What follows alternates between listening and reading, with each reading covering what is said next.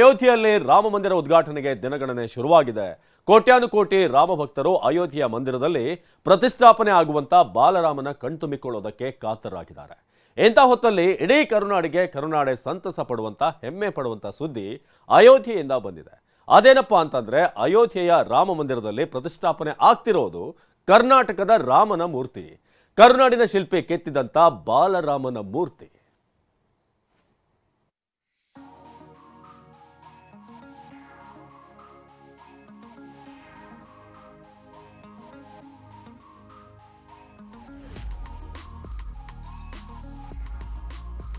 ದೇಶಕ್ಕೆ ಒಂದು ರಾಮಲಲ್ಲನ ವಿಗ್ರಹನ ತೋರಿಸಬೇಕು ಅನ್ನೋದು ದೊಡ್ಡ ಜವಾಬ್ದಾರಿ. ಒಂದು ಬಿಲ್ಲು ಮತ್ತೆ ಬಾಣ ಹಿಡಿದು ಬಾಲಕ ನಿಂತಿರೋ ಹಾಗೆ, ಅದು ಬಾಲಕ ಆಗಿದ್ರು ಅದು ಬಾಲಕನಾಗಿ ಕಾಣಬಾರ್ದು, ರಾಮನಾಗೆ ಕಾಣಬೇಕು. ಅಯೋಧ್ಯೆಯಲ್ಲಿ ಹೊಸ ರಾಮ ಅಧ್ಯಾಯ ಶುರುವಾಗಿದೆ. ರಾಮ ಜನ್ಮಭೂಮಿಯಲ್ಲಿ ಭವ್ಯವಾಗಿ ದಿವ್ಯವಾಗಿ ತಲೆ ಎತ್ತಿರುವ ರಾಮ ಮಂದಿರ ಉದ್ಘಾಟನೆಗೆ ಕೇವಲ 21 ದಿನ ಬಾಕಿ ಇದೆ. ಈಗಾಗಲೇ ಮಂದಿರದ ನಿರ್ಮಾಣ ಕಾರ್ಯಗಳು ಭರದಿಂದ ಸಾಗಿವೆ. ಇಂಥ ಸಂಭ್ರಮದ ಹೊತ್ತಲ್ಲೇ ಸಡಗರ ಇಮ್ಮಡಿಗೊಳಿಸೋ ಸುದ್ದಿ ಹೊರಬಿದ್ದಿದೆ. ರಾಮ ಮಂದಿರದಲ್ಲಿ ಪ್ರತಿಷ್ಠಾಪನೆಯಾಗೋ ದಶರಥ ಪುತ್ರ ಮರ್ಯಾದಾ ಪುರುಷೋತ್ತಮ ರಾಮನ ಮೂರ್ತಿ ಬಗ್ಗೆ ಮಹತ್ವದ ಮಾಹಿತಿ ಸಿಕ್ಕಿದೆ.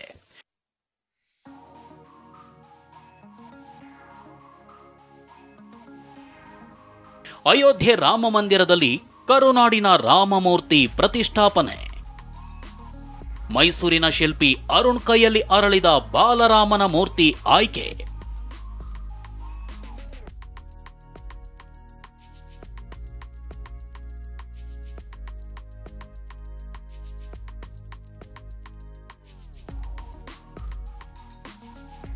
ಹೌದು, ಅಯೋಧ್ಯೆಯ ಮಂದಿರದಲ್ಲಿ ಪ್ರತಿಷ್ಠಾಪನೆಯಾಗೋ ರಾಮನ ಮೂರ್ತಿ ಹೇಗಿರುತ್ತೆ? ಇದು ಕೋಟಿ ಕೋಟಿ ರಾಮ ಭಕ್ತರ ಕನವರಿಕೆ. ಇದು ಈಡೇರಬೇಕು ಅಂದ್ರೆ ಜನವರಿ 22ರವರೆಗೂ ಕಾಯಲೇಬೇಕು. ಆದ್ರೆ ಅದಕ್ಕೂ ಮುನ್ನ ನಡೆಯೋ ರಾಮಮೂರ್ತಿಯ ಆಯ್ಕೆ ಪ್ರಕ್ರಿಯೆ ಮುಗಿದಿದೆ. ಅಯೋಧ್ಯೆಯ ರಾಮ ಮಂದಿರದಲ್ಲಿ ಕರುನಾಡಿನ ರಾಮ ಪ್ರತಿಷ್ಠಾಪನೆ ಆಗಲಿದ್ದಾನೆ. ಮೈಸೂರಿನ ಕೃಷ್ಣಶಿಲೆಯಲ್ಲಿ ಮೈಸೂರಿನ ಶಿಲ್ಪಿ ಅರುಣ್ ಯೋಗಿರಾಜ್ ಅವರ ಕೈಯಲ್ಲಿ ಅರಳಿದ ರಾಮನ ಮೂರ್ತಿಯದ್ದೇ ಪ್ರಾಣ ಪ್ರತಿಷ್ಠಾಪನೆಯಾಗಲಿದೆ. ಹೀಗಾಗಿ ಕರುನಾಡಿಗೆ ಕರುನಾಡೆ ಇಂದು ಹೆಮ್ಮೆ ಪಡುವಂತಾಗಿದೆ.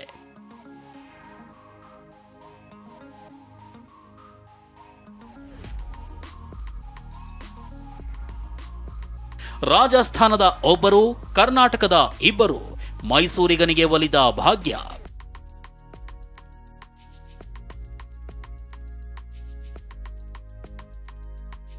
ಅಸಲಿಗೆ ರಾಮ ಮಂದಿರದ ಮೂರ್ತಿ ಕೆತ್ತನೆಗೆ ಮೊದಲು 5ಕ್ಕೂ ಹೆಚ್ಚು ಮಂದಿ ಶಿಲ್ಪಿಗಳು ಆಯ್ಕೆಯಾಗಿದ್ರು. ಅದರಲ್ಲಿ 3ರನ್ನ ಮಾತ್ರ ಆಯ್ಕೆ ಮಾಡಿಕೊಳ್ಳಲಾಗಿತ್ತು. ಹೀಗೆ ಆಯ್ಕೆಯಾದ 3ರಲ್ಲಿ ರಾಜಸ್ಥಾನದ ಸತ್ಯನಾರಾಯಣ ಪಾಂಡೆ ಅನ್ನೋ ಒಬ್ರು, ಕರ್ನಾಟಕದಿಂದ ಅರುಣ್ ಯೋಗಿರಾಜ್, ಗಣೇಶ್ ಭಟ್ ಇಬ್ಬರಿದ್ರು. ಸದ್ಯ 3ರ ಪೈಕಿ ಕರ್ನಾಟಕದ ಮೈಸೂರಿನ ಅರುಣ್ ಯೋಗಿರಾಜ್ ಕೆತ್ತಿರುವ ಬಾಲರಾಮನ ಮೂರ್ತಿ ರಾಮ ಮಂದಿರದಲ್ಲಿ ಪ್ರತಿಷ್ಠಾಪನೆಗೆ ಆಯ್ಕೆಯಾಗಿದೆ. ಹೀಗಾಗಿ ಅರುಣ್ ಕುಟುಂಬಸ್ಥರು ಸಂಭ್ರಮಿಸುತ್ತಿದ್ದಾರೆ. ತಾಯಿ, ಪತ್ನಿ, ಸೋದರ ಅರುಣ್ ಸಾಧನೆಗೆ ಸಂತಸ ವ್ಯಕ್ತಪಡಿಸಿದ್ದಾರೆ. ಲ್ಯಾಪ್ಟಾಪ್ ಅಲ್ಲಿ ತೋರಿಸ್ತಾ ತುಂಬಾನೇ ಅಚ್ಚುಕಟ್ಟಾಗಿ ಬಂದಿತ್ತು. ಎಲ್ಲನೂ ತೋರಿಸ್ತಾ ನವಗ್ರಹ ಬಿಡಿಸಿರೋದು, ದಶರಥ ರಾಮ ಮತ್ತೆ ಕೈವಲ್ಯ ದೇವಿ ಮತ್ತೆ ಆಂಜನೇಯ, ಆಮೇಲೆ ಕೆಳಗಡೆ ಎಲ್ಲ ನವಗ್ರಹ ಎಲ್ಲನೂ ತೋರಿಸ್ತಾ, ದಶಾವತಾರ ಎಲ್ಲ ಹಾಕಿದ್ದೀನಿ ಕಣಮ್ಮ, ಈ ಥರನೇ ಮಾಡಿದ್ದೀನಿ, ಈ ಥರ ಮಾಡಿದ್ದೀನಿ ಅಂತ ಎಲ್ಲ ತೋರಿಸ್ತಾ ತುಂಬಾ ಖುಷಿ ಆಯಿತು ಕಣಪ್ಪ ಅಂತಂದು. ಅವರು ಹೇಗೆ ಒಂದು ಮೂರ್ತಿಯಲ್ಲಿ ಜೀವ ತುಂಬ್ತಾರೆ, ಅದು ಅದ್ಭುತ. ಅದು ನಾನೇನು ಹೇಳೋಕ್ಕಾಗಲ್ಲ.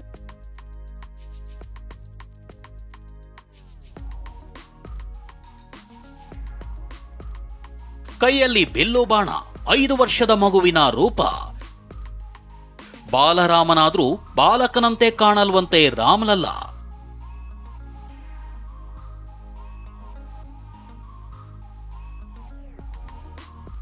ರಾಮ ಮಂದಿರದಲ್ಲಿ ಪ್ರತಿಷ್ಠಾಪನೆಯಾಗ್ತಿರೋದು ಬಾಲರಾಮನ ವಿಗ್ರಹ.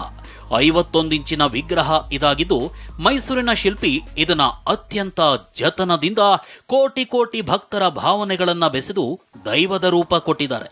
ಮೂರ್ತಿಯ ಬಗ್ಗೆ TV9 ಜೊತೆ ಮಾಹಿತಿ ಹಂಚಿಕೊಂಡಿದ್ದ ಶಿಲ್ಪಿ ಅರುಣ್, ಇದು ಬಾಲರಾಮನಾದ್ರೂ ಬಾಲಕನಂತೆ ಕಾಣಲ್ಲ ಅಂದಿದ್ರು. ಒಂದು ಆಭರಣದಲ್ಲಿ ಒಂದು ನಮ್ಮ ದಕ್ಷಿಣ ಭಾರತದ್ದು ಒಂದು ಶೈಲಿನ ತಗೊಂಡಿರ್ತೀನಿ, ಮತ್ತು ಉತ್ತರ ಭಾರತಕ್ಕೆ ಕನೆಕ್ಟ್ ಆಗೋಂಗೆ ಒಂದು ಎಸೆನ್ಸ್ಗಳನ್ನ ನಾನು ಮಾಡಿಕೊಂಡು ಪ್ರಭಾವಳಿ ಸಮೇತ ಈ ವಿಗ್ರಹ ನಿರ್ಮಾಣ ಮಾಡಿದೆ. ಒಂದು ಬಿಲ್ಲು ಮತ್ತು ಬಾಣ ಹಿಡಿದು ಬಾಲಕ ನಿಂತಿರೋ ಹಾಗೆ, ಅದು ಬಾಲಕ ಆಗಿದ್ರೂ ಅದು ಬಾಲಕನಾಗಿ ಕಾಣಬಾರ್ದು, ರಾಮನಾಗೆ ಕಾಣಬೇಕು. ಸೊ ಈ ಒಂದು ಪ್ರಯತ್ನ ಮಾಡಿದ್ದೀನಿ. ಅವ್ರು ಮಾಡಿಸ್ಕೊಂಡಿದ್ದಾರೆ, ನಾನು ಮಾಡಿದ್ದೀನಿ ಅಂದರೆ ತಪ್ಪಾಗತ್ತೆ. ಅಷ್ಟಕ್ಕೂ ಅರುಣ್ ಈ ಹಿಂದೆ ಕೇದಾರನಾಥದಲ್ಲಿರುವ ಶಂಕರಾಚಾರ್ಯರ ಅದ್ಭುತ ವಿಗ್ರಹವನ್ನ ಕೆತ್ತಿದ್ರು. ಬಳಿಕ ದೆಹಲಿಯ ಇಂಡಿಯಾ ಗೇಟ್ ಬಳಿ ಸ್ಥಾಪಿಸಲಾದ ನೇತಾಜಿ ಸುಭಾಷ್ ಚಂದ್ರ ಬೋಸ್ ಅವರ ಪ್ರತಿಮೆಯನ್ನು ಕೆತ್ತಿದ್ರು. ಇದೀಗ ಅರುಣ್ ದೇಶವೇ ಎದುರು ನೋಡ್ತಿರೋ ಬಾಲರಾಮನ ಮೂರ್ತಿಯನ್ನ ಕೆತ್ತಿದ್ದಾರೆ. ಅರುಣ್ ಅವರ 6 ತಿಂಗಳ ಪರಿಶ್ರಮಕ್ಕೆ ಫಲ ಸಿಕ್ಕಿದೆ. ಅಷ್ಟಕ್ಕೂ ರಾಮನ ಮೂರ್ತಿ ಕೆತ್ತಿದ್ದು ಮೈಸೂರಿನವರಾಗಿದ್ದು, ರಾಮನ ಮೂರ್ತಿ ಕೆತ್ತನೆಗೆ ಬಳಸಿದ ಕಲ್ಲು ಕೂಡ ಮೈಸೂರಿನದ್ದೇ ಆಗಿದೆ. HD ಕೋಟೆ ತಾಲೂಕಿನ ಬುಜ್ಜೇಗೌಡನಪುರ ಗ್ರಾಮದ ಕೃಷ್ಣಶಿಲೆಯನ್ನ ರಾಮನ ಮೂರ್ತಿಗೆ ಬಳಸಲಾಗಿದೆ. ಹೀಗಾಗಿ ಅಯೋಧ್ಯೆಯಲ್ಲಿ ಕರುನಾಡ ರಾಮ ಪ್ರತಿಷ್ಠಾಪನೆಯಾಗ್ತಿದ್ದಾನೆ ಅಂದ್ರೂ ತಪ್ಪಲ್ಲ. ದಿಲೀಪ್ ಜೊತೆ ರಾಮ್, TV9 ಮೈಸೂರು.